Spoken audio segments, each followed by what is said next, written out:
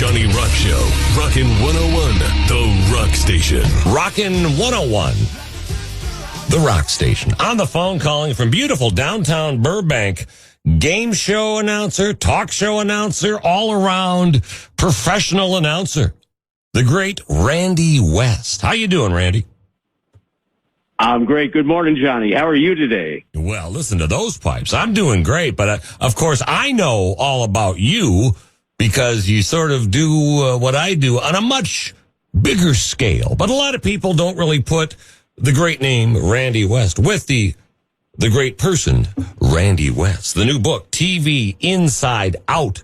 You don't pull any punches on this. I want to hear about the book. You get into the seedy underbelly of being an announcer. You're basically there when all the drama happens, but you're I don't know. You're not on camera constantly, so people might not know that you're there, but you're there. Do tell.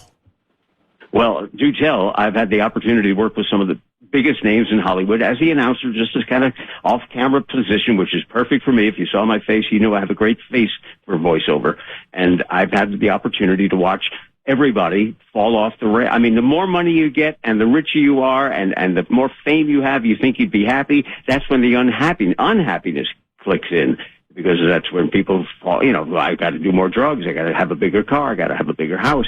And they get insane. And I've watched people, when they get their show within the first 6 of the 13-week pickup, they're already out of their minds. And if the show goes 2, 3, 4, 5 years, 6 years, 7 years, you have no idea the extremes to which people fly off the rails. I mean, let's take Sanford and Son. What a hit NBC had there with Red Fox. But the minute he started doing cocaine out in the open at the table reads and fooling around with guns. Yeah, that's right. He pulled a gun on his boss, an NBC executive who turned to Norman Lear and said, if you're done with him, we are too. And there went Sanford and Son. The guy had everything in the world. Wow. And, he wasn't a spring chicken on that show. I mean, shouldn't be talk to Cocaine Bear. That'll kill you. What was he, 65 years old at the time doing the Yale. That's no good. Well, yeah, he was 65. His heart was 140.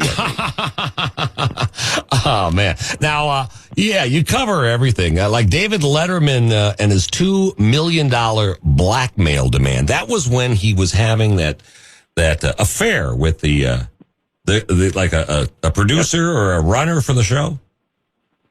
She'd been an intern, made it up to producer, and used to drive her home on Thursday nights after they taped the Friday show in advance. And lo and behold, not only did he drive her home in the automotive sense, I think he drove her home in other senses as well. If you get and the boyfriend saw it all. Oh, and he was a CBS employee himself, and he wanted $2 million of David's money. Hey, he wouldn't balk at that. He's got millions, right? Yeah. Well, he did balk, and the DA locked up the perpetrator, as it were. Well, two things. I remember when David Letterman came clean on camera and talked about it.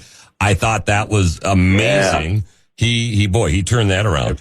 But the worst part about truly an amazing moment. Wow, yeah. such honesty and such humility. He had a harder time convincing his wife though that she should stay. Mm-hmm. It was a crazy time in his life, and he left the show only a half a dozen years after that. Right. He had a long run there, over 30 years, and that I think was the beginning of the end for him. Yeah. Well. And I was going to say, the worst part of that whole scandal was the bit he would do with that intern wasn't funny. And I always thought, why is he doing this with her? It's not good. And then that explains it. She got a little camera time for a little backseat of the car time. Well, hey, I got to ask. I got to ask you, because you've done tons of game shows. Is that, what is it, the Newlywed Game? And Bob Eubanks says, what's the craziest place you've ever made whoopee? And the husband says, that'd be in the butt, Bob, or something like with the wife. Do you know if that's true? Well, I know that to be true because he denied it for 20 years, saying he'd give $10,000 to anyone who found the tape. And you know what? We found the tape. And he didn't pay up, but that's fine. She says, in the ASS. Actually. Okay. Didn't say but. Okay. And they covered it over and decided not to use it on the air. But when you see the clip, it's clear as day what she said. Well, my apologies. My apologies if you can spell listeners, but that's okay. Our guest, Randy, Randy West, TV game show and talk show announcer. His book, TV Inside Out. Get it wherever you get your books. I mean, online. If you want to go to a bookstore, you can find a bookstore. Boy, how about that? I bet you thought when you started this book, you probably thought, I'll be on all the shelves of the bookstores. And now, not so easy, but it's there. Well, the best place to get it is tvrandywest.com, tvrandywest.com, and I can sign to autograph it to you personally, whomever you are, and my best friend in the whole world. Oh, wow. Okay. It's spelled JOHNNYASS.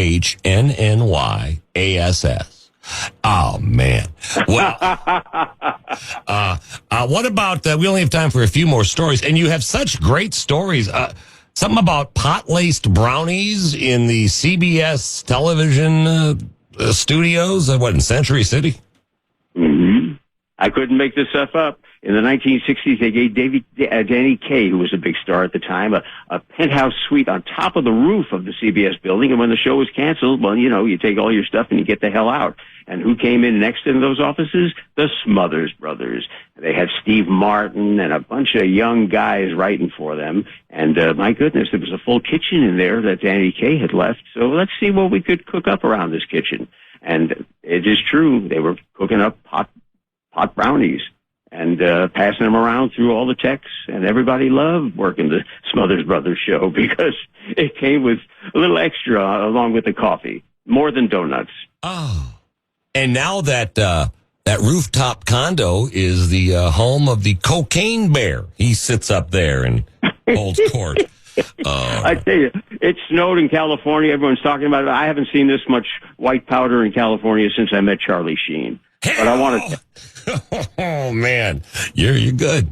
You should do morning radio. I'll trade you. No, well, listen, Randy. But I got to hear if you can really trade you. Can you really do Come On Down?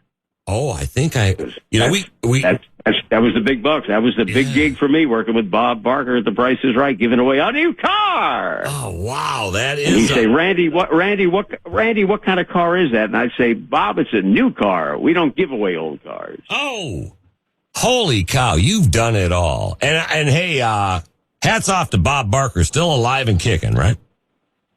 99 years old. He'll be 100 on December 12th.